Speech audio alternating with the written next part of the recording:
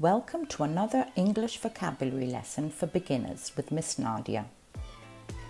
We are going to be learning 15 names for hobbies in English.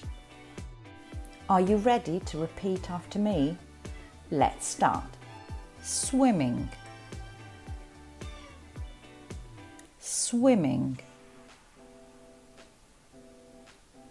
Listening to music, listening to music. Dancing, dancing. Gardening, gardening. Reading, reading. Playing video games, playing video games.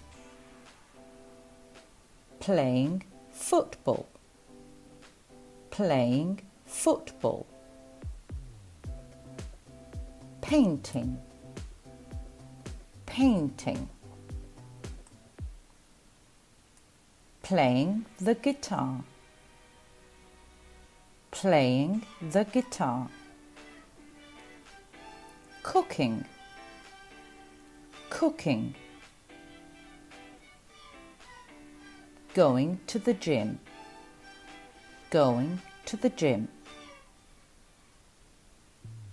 Playing tennis, playing tennis. Cycling, cycling. Playing chess, playing chess. Watching TV, watching TV.